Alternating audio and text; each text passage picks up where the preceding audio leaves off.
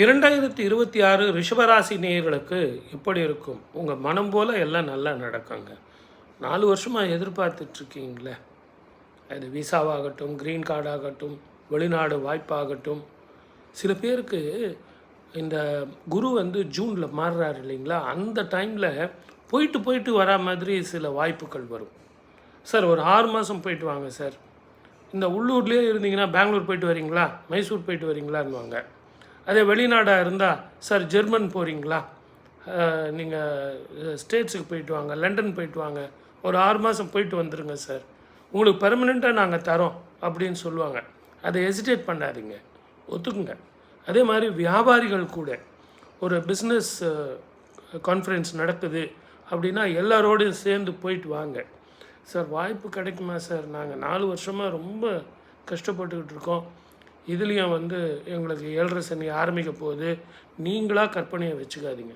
பெண்களுக்கு இந்த ஆண்டு ரொம்ப நல்ல ஆண்டாக இருக்கும். ஜூன் மாதத்துக்குள்ளே திருமணம் நல்லபடியாக நடக்கும், குழந்தை பாக்கியம் கிட்டும். வீடு வாங்குகிறவங்க தாராளமாக வாங்கலாம். ஃப்ளாட் வச்சுன்னுங்கிறவங்க ஒரு இண்டிவிஜுவல் ஹவுஸ் பார்க்கலாம்.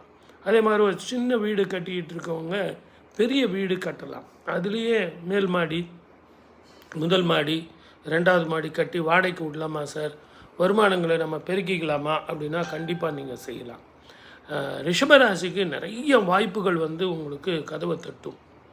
அந்த நிதானமும் பொறுமையோடு நீங்கள் முடிவு எடுத்து தெளிவான சிந்தனையோடு இது நமக்கு சரி வருமா அப்படிங்கிற ஒரு குழப்ப நிலையை இல்லாமல் தெளிவாக இருந்தீங்கன்னா இந்த 2026 சக்ஸஸ்ஃபுல்லாக இருக்கும்.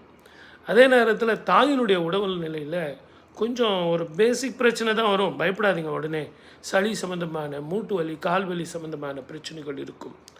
திருமண வாழ்க்கையில் நீங்கள் கொஞ்சம் விட்டு கொடுத்து போங்க, ஆர்கியூமெண்ட் பண்ணாதீங்க. 10ஆம் இடத்தில் பாவி ஒருவன் இருந்தால் ராஜயோகம் அப்படின்னு பொதுவாக ஜாதகத்தில் சொல்லுவாங்க. அந்த ராகு கேது உங்களுக்கு மிகப்பெரிய வாய்ப்புகள்லாம் கொடுக்கும். அதே நேரத்தில் வருமானத்தில் சில வாய்ப்புகள் வந்தாலும் செலவும் அதிகரிக்கும். சுப செலவு தான், பிள்ளைங்க படிக்கிறது, குழந்தைங்களுக்கு திருமணம், ஏன் உங்களுக்கே திருமணம் ஆகலைன்னா கூட உங்களுக்கு கெட்டி மேளம் கொட்டுற அந்த வாய்ப்பு கிடைக்கும்.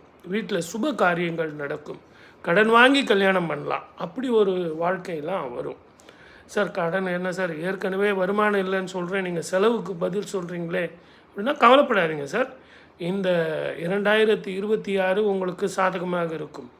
அரசியல்வாதிகள், சின்ன திரை, பெரிய திரை, எத்தனை பேருக்குமே இது ஒரு சாதனை ஆண்டாக இருக்கும். மொத்தத்தில் இது கவனமாக இருந்தீங்கன்னா வெற்றி பெறலாம்.